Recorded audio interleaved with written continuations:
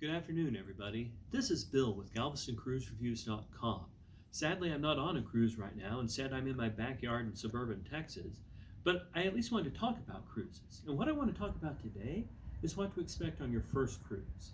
I can't possibly talk to you about everything you need to do to get ready for your first cruise. And even if I could, nobody wants to watch a video that long. Instead, what I want to do for just a few minutes is talk to you about 5 key things in getting ready for your first cruise. I want to talk to you about what travel documents you should have, when to get there, what to expect on board, what to expect on shore, and what additional expenses you may need to budget out in addition to the cruise fare. First, let's talk about what travel documents you're going to need. Usually a passport's required. Sometimes though, if you're leaving from and returning to the same U.S. port, you can get by with something other than a passport. My very strong advice to you though is to not stop at go, not collect your $200, go to your local post office or wherever it is where you live and get a U.S. passport. And here's why. Even if your cruise will allow you to get on the ship without a passport, what that does is help protect you in case something goes wrong. A long time ago, in a galaxy far, far away, I used to work at the U.S. Embassy in Mexico City.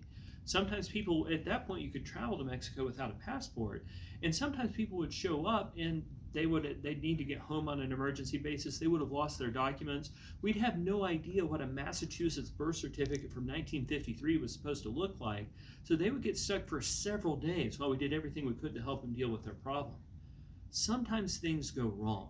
So even if your particular cruise itinerary doesn't require a passport, I would absolutely go get one and not board the ship until you have it, because in addition to documentation for your cruise, that's an excellent insurance policy in case something goes wrong. Second, let's talk about when to arrive. Now, for this purpose, I'm going to assume you don't live right by the port. If you live an hour or two drive away, fine, show up there the morning of your cruise. If, however, you've got to drive in from a long distance or if you've got to fly, my very strong advice to you is to not do it the same day as your cruise. Stuff goes wrong with travel. Sometimes you get a flat tire. Sometimes your plane is late. Sometimes the pilot fails to show up. All sorts of crazy things can happen. And even if everything goes perfect on your travel, you don't want to spend the first day of your vacation stressed out because you're worried about getting to the port on time. My very strong advice to you is to get there at least one day early.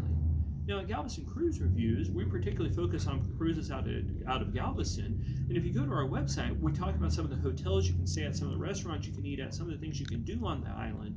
But regardless of where you're leaving from, we always very strongly recommend getting there at least one day early to allow for the vagaries of travel. So, you want a passport, and you generally want to get there at least one day early. But let's talk about what happens once you get on the ship. I used to make a mistake. I used to think I had to attend every single activity on the ship, and that was just wrong. Right? And there's a lot of fun things to do, but it turns out what makes me happy is to sit with my mojito somewhere where I can see the water pass by, and you can do that almost anywhere. I guess what I'm telling you is look at the calendar every day, but don't feel like you have to do everything. Now, do look at the calendar. Every cruise line will have a little document they'll send out. Sometimes it'll be electronic, sometimes it'll be on paper.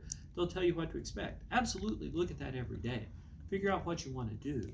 But know that it's okay to just sit and do nothing at all. Sometimes that's one of the fantastic things about a cruise vacation is that you can sit and do nothing. Also, think through what your meal times are going to be. Plan through that. You're going to want to think about your spa reservations in advance. So think about those things and then just be willing to let the time flow past you. So you want a passport. You want to make sure you get there a day early. You want to know what's going on board and be open to the fact that you may just want to sit there. But the fourth thing I want to talk about is what happens when you get to shore.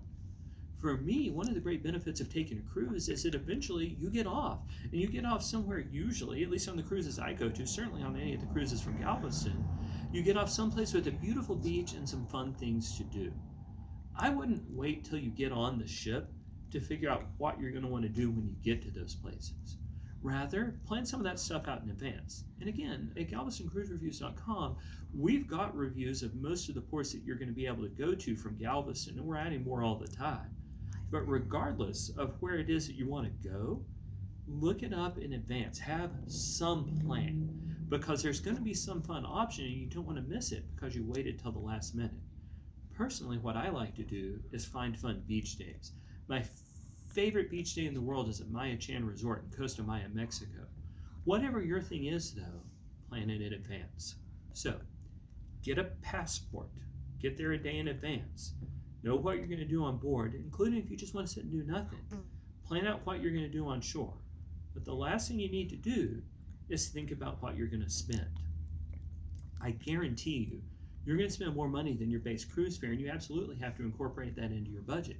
For example, you're going to spend money on getting to the port. Even if you drive to the port, you're going to spend money on parking, and you may, depending on the port, certainly in Galveston, want to reserve that somewhere in advance. When you get on board, you'll pay something for drinks, even if you don't drink alcohol, and that's great. A whole lot of cruisers don't. Even if you don't drink alcohol, though, you may want to get a specialty coffee at some point. You want to get a soda from the bar. So know that on most cruise lines, regular coffee, tea, and lemonade are included, maybe some juices, but there's going to be something you want to spend money on drink-wise. You may elect to spend some money on specialty meals. You can get by spending very, very little beyond your base cruise fare, but it's smart to budget through what some of those additional expenses are and be prepared to spend them. If this is your first cruise, fantastic. My family and I love cruising. We go at least once a year. I try to go twice a year. When my wife will let me get away with it, I'll go on a third one. If this is your first cruise, I hope it'll be the first of many. Just remember, though, that you need a passport. Get there a day in advance. Think about what you're going to do on board.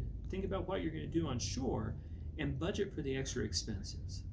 If this video has been helpful to you, I would love it if you would hit the like button. I'd love it if you'd hit the subscribe button, and also come visit us at GalvestonCruiseReviews.com. Whatever you do, though, thanks so much for watching, and happy sailing.